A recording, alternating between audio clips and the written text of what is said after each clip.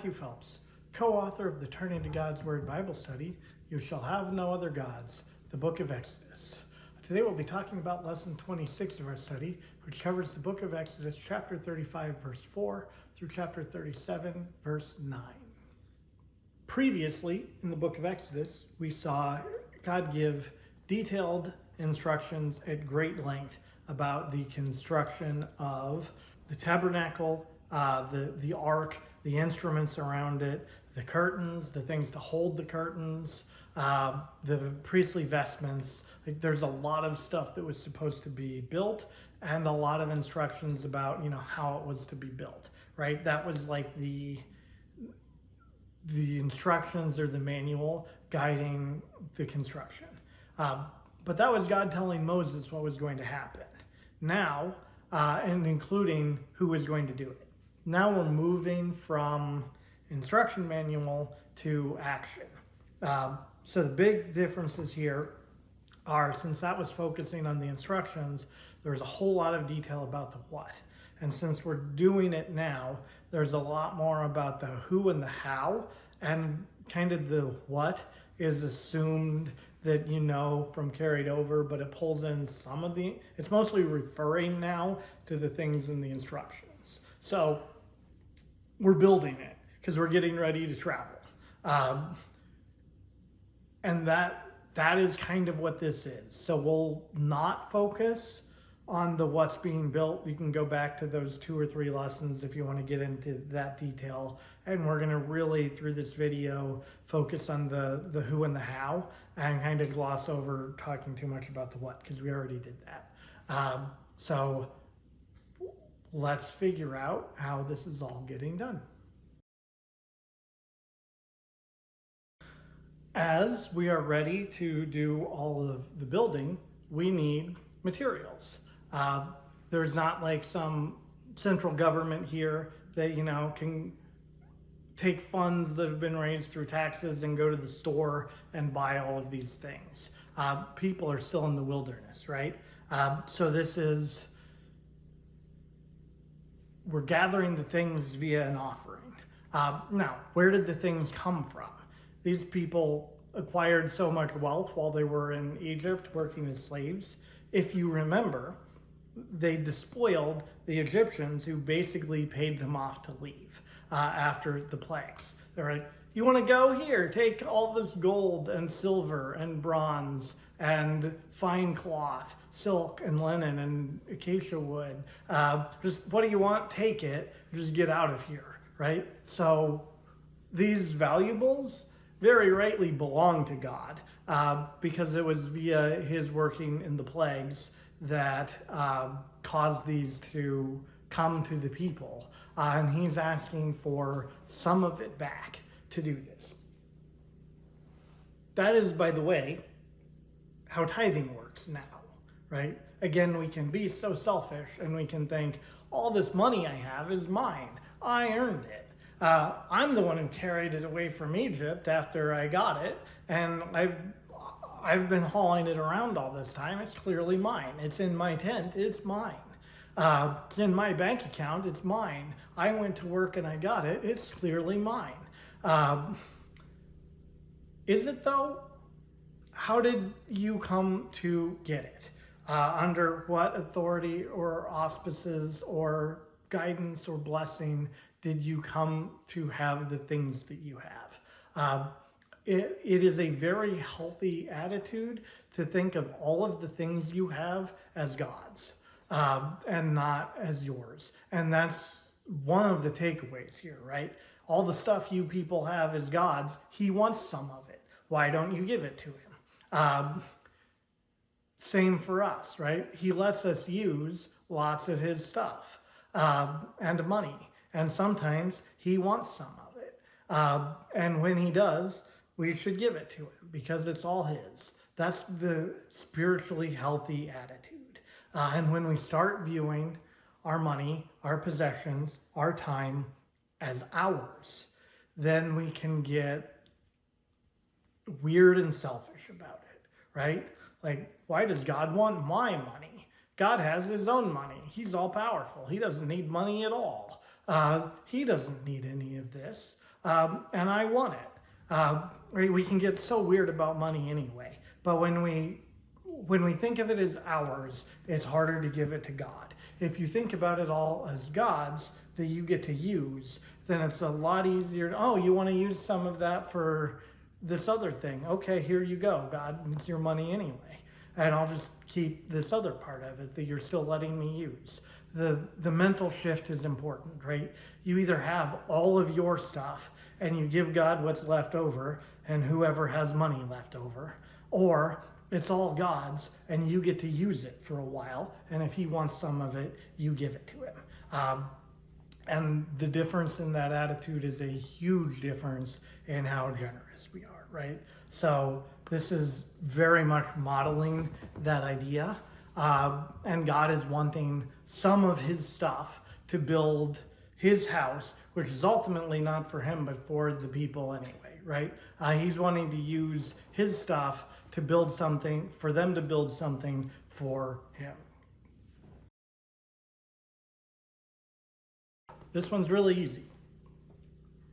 Everybody who can make stuff, let's come together and we're going to make all of the stuff we talked about previously, and then we list what it all is. But let's come together and let's actually, this is where we go from the, hey Moses, here's what you're going to make and who's going to do it. Now it's, okay people, let's get together and let's actually build this. The key point here is that the people are very generous when they bring things, right? God asks, and these people who were recently acting very selfish are here and now at least being generous. Maybe there's a little bit of guilt underlying that, but whenever it takes to keep things going, they're not holding back. And everything that the craftspeople need, they are getting. There is also really interesting contrast here. Speaking of that thing that happened recently with the golden calf, how did they acquire the gold for that, right? It was the same thing, right? People brought gold that they have that was melted down and turned into the calf. So if they could do that, then they definitely need to do this as well. But there's a neat contrast between that and this, right? Where they're still bringing their stuff and offering it for the worship of God versus making the calf. It highlights, again, that the things that we have are only tools, right? That can be used for good or for ill. And the two don't necessarily look that dissimilar, right? Bringing your stuff together to create an idol and bringing your stuff together to create implements for the worship of God.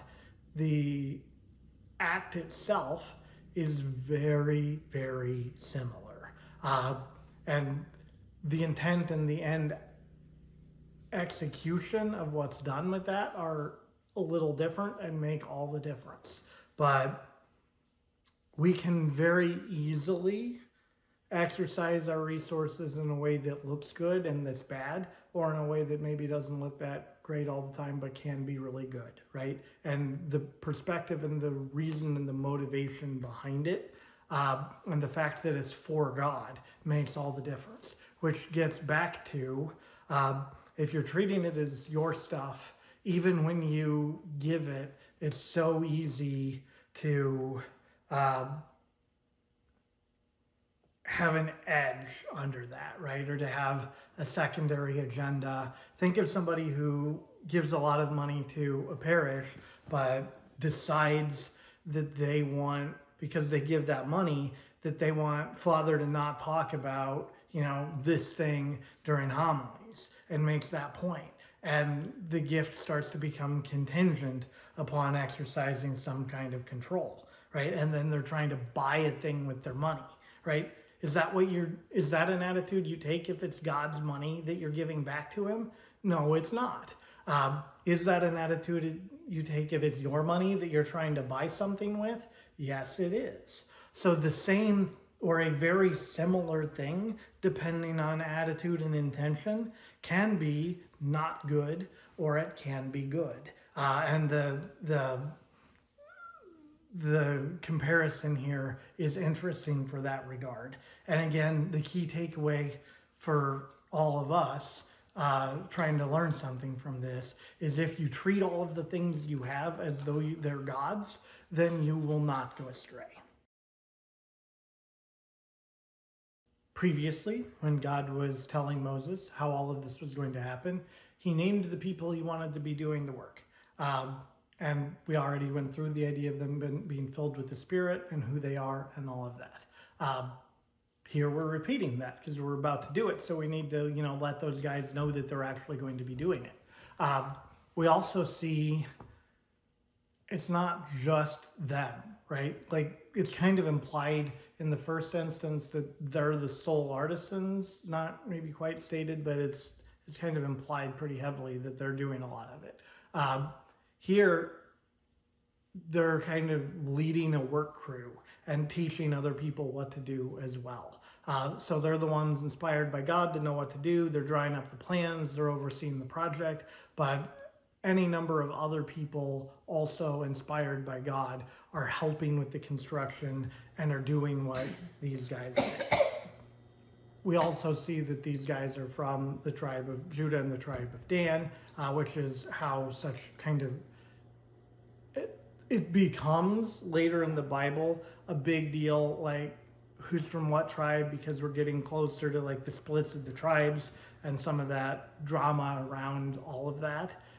At this point, it really matters, are you a Levite or are you everything else? And your tribe is almost like your last name, right? They're little clans, and none of them is really, other than Levi, is really more significant than any of the others. But it is an important identifying thing, and it becomes like, it stays important for all of these people forever, which tribe they belong to, right? It's really, it can be more important that they're of the tribe of Judah than that they're of the tribe of the people of Israel, and that lingers forever, up to and including, when there are divisions among the people, they divide by tribes.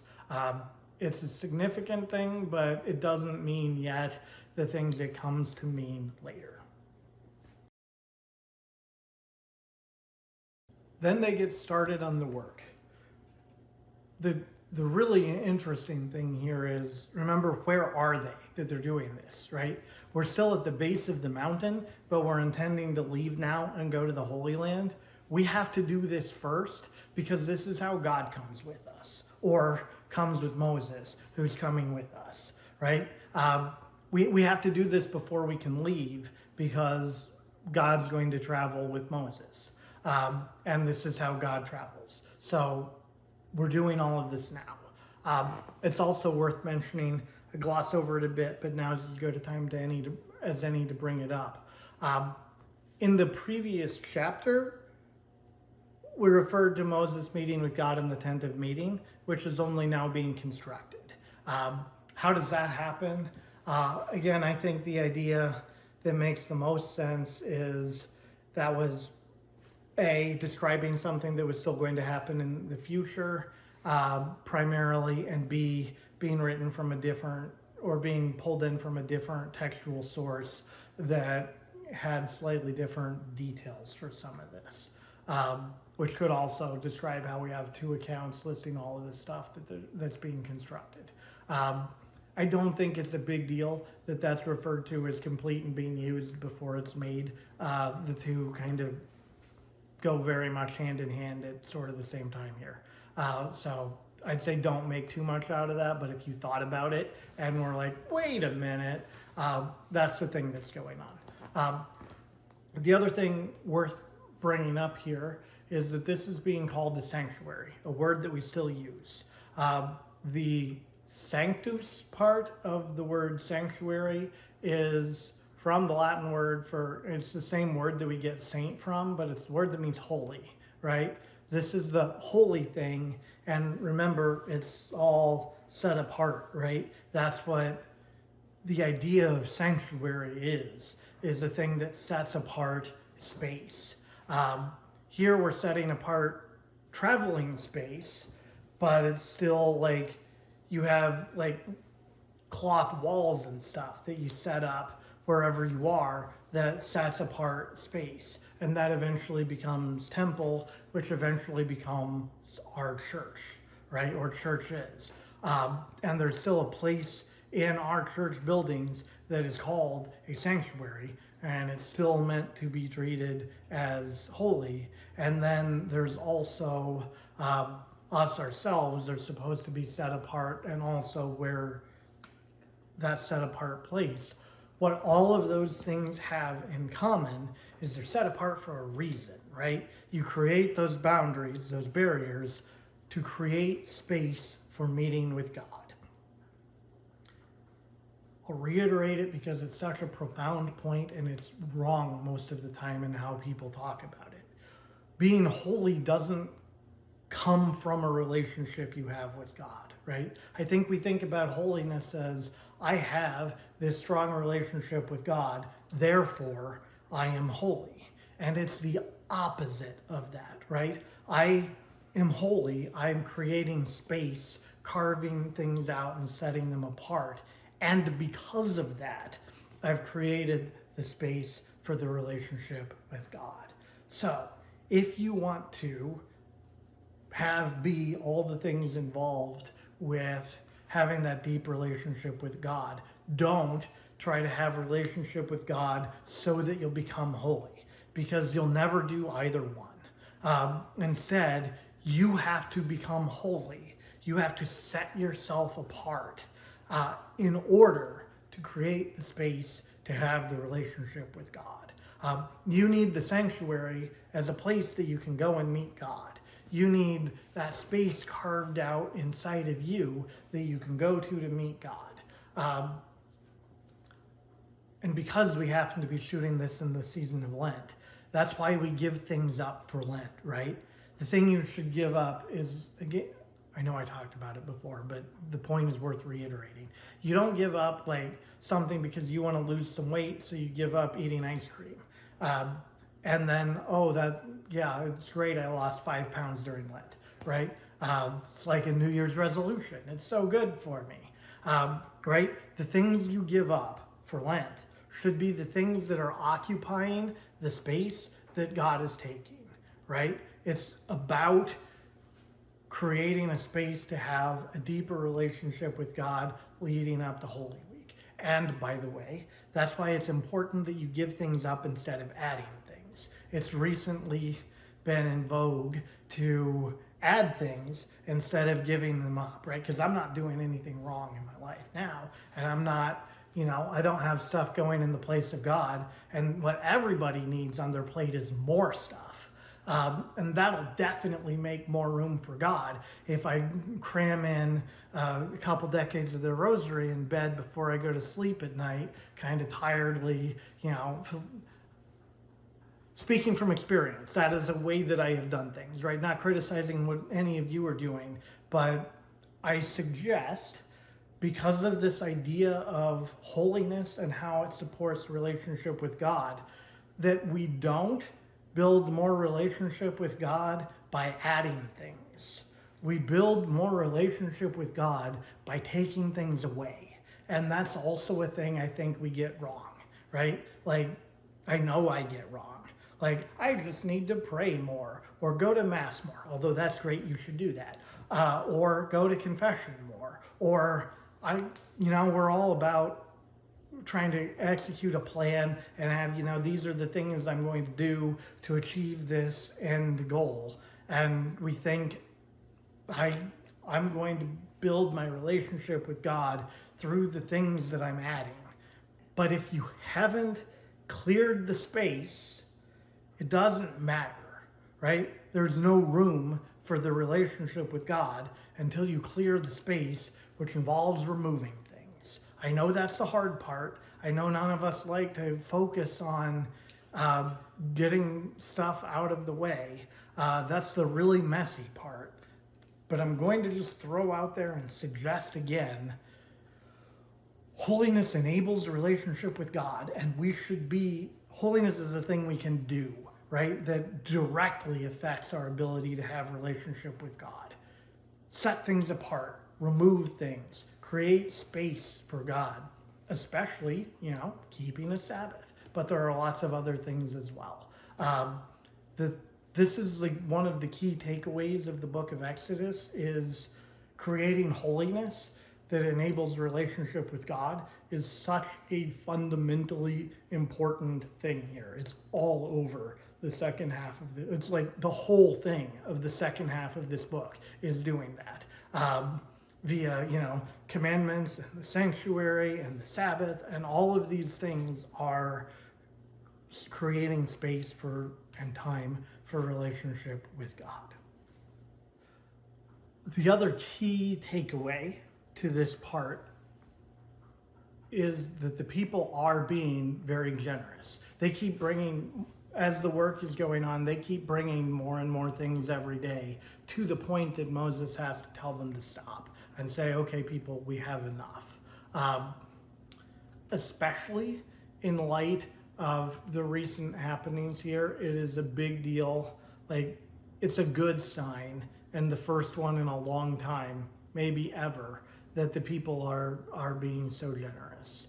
And it really does, from that generosity, comes all of these things needed for God to travel with the people and for them to have space for worship, right? Like, their generosity directly leads to their ability to have God in their presence. And that's not an accident either. And we're into the building, with the big deal being all the able men among the workmen, meaning not just the two guys again, right? When we actually get to the building, a lot of people are participating here. It has become also popular in various giving campaigns at churches these days to talk about time, talent, and treasure as things that we can offer to God. That's one that we do now that I think is good. You can give to God in many ways, right? Not everybody is blessed with an overabundance of money, but some people have very useful, desirable skills to bring and to offer things to God, like these craftspeople, or even time to give to less skilled things, but that are still important, right? We can give to God in multiple ways, and you don't have to just pick one, right? You might be writing a big check and think, I'm good, I'm giving a bunch of money, and maybe that's all you can do, but probably not. The idea again being all that you have belongs to God. It's His, and He might want some of it. And when He does, you should give it to Him. And it's not just goods, but you don't own a single second of your life, right? You can't make your life last a second longer than it's going to by any means, right? It's not yours. It's allotted to you from God. The talents that you have are given to you by God. And He might want you to use them a particular way. And we already talked about the money part, right? But the idea here being all of the things that are yours are not yours and are God's. And He might want them sometimes. And when He does, you should be generous. We're continuing the building. There's really nothing more that needs to be added here. I'm mostly talking for the sake of feeling like I'm filling this. We're building more stuff, and we're going to keep building more stuff until it's done. Here also, to not belabor the point, we continue to build things. It's very important that they're being built. It's less important that we talk about it. But we're building more things. And we're building more things. This is the scope of this, right? It's way shorter than like laying out the directions, but I hope we're getting a sense, right? This isn't a quick job, right? They didn't have sewing machines. They didn't have this is a lot of very intensive manual labor. It's a big deal that this is happening, and it's neat that it's a big collaborative effort. Back of the book has, again, a diagram of what all this looks like put together. This is large and a very significant man-made effort, which is why the description is kind of going on and on. It is a big deal that this is accomplished, and it becomes the center of worship for these people for a long time. So it matters a lot that it's happening, but there's not very much interesting to say about any of the individual parts. This is more building, but with a bit of a twist. A lot of people have been able to work on like the tent, right? Or the posts for the curtains, right? Like, that's not overly hard. Anybody can do that. When you get to making the ark itself, the chief guy filled with the Holy Spirit, Bezalel, is the one who's making the ark, right? That's like the big deal thing, because that's where the mercy seat and the presence of God are going to be. It's also made of the most expensive stuff. It's the biggest deal, and we save it for the end to emphasize that. And it's interesting that one guy specifically, the inspired guy, is doing. God's inspiration is ultimately, the relationship is circular, right? If you want that place where God really comes, God inspires creating that space, right? Or opening that up, or crafting what needs to be crafted, right? So that itself suggests kind of a circular relationship with God, right? You carve out a little bit of space, God comes in a little bit, you get to know him, he can point you in the direction of, here's how you really build a place for me, and you do a little bit of that, and that, and this, right? It's a thing that builds on itself. We start this spiritual life as very poor craftspeople, and we are meant to, or you can view the spiritual life, at least very meaningfully, as us being craftspeople who are really building ourselves as a vessel, as an ark that can contain the presence of God. And only the really inspired by God guy can do that right. We start as like extreme novices along the way, right? And we're mucking it all up. And we're not really making a place that God particularly wants to hang out, right? But maybe he'll come over like every third Tuesday or something, right? For 10 minutes and say hi with what we start. But it's definitely not a place he wants to get comfortable, right? And we have to, as we make ourselves better and better, God can dwell more often and more fully with us, such that becoming very progressed in the spiritual life can be viewed similarly to becoming a master craftsperson. And it takes that kind of expertise as well, right? It's not a thing it's not a trivial thing that, I accidentally became excellent at the spiritual life I was never trying before, but then, I thought maybe I should do it. So all of a sudden I was great at it. And I think there's some idea that, God participates with us in the spiritual life. So, if we decide to do it, we can just do it really well, I think is an attitude that can exist. And I suggest it's not that, right? A big part of what you're doing growing closer in your relationship with God is learning how to carve out and to decorate that space within yourself in a way that is fitting for the presence of God. It is a non-trivial and a very difficult thing to do. And this is the big reason, the fact that this is like learning an expert craft or becoming very expert at a craft. why you don't wait until the end of your life to start doing it, right? You have more energy, more focus, more ability to learn and adapt the younger you start this, right? Imagine you wanted to start woodworking and you'd never done it before, and you decide at 75, I'm getting older and I'm starting to fear death. I'd better become an expert carpenter and really learn how to make top of the line furniture. I think now is the right time to do that because I'm worried about dying any day. No. How good are you going to get at that point? Not. Yet somehow, I think many of us have in the back of our minds this idea toward the spiritual life, right? Like, I'll get around to, it's definitely a thing that's important to me, and I'll get around to it. Like a hobby. Like, I would love to get good at X, Y, Z, whatever thing, if only I had the time. And I'll get to it eventually. And then eventually, maybe you never do. But I do think we treat the spiritual life, many of us, I do, too much like that.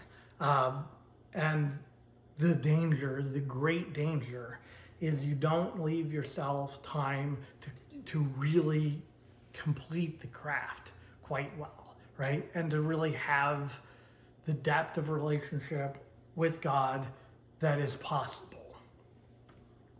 Does that mean if you put it off to the last minute, you cannot be saved? Definitely not.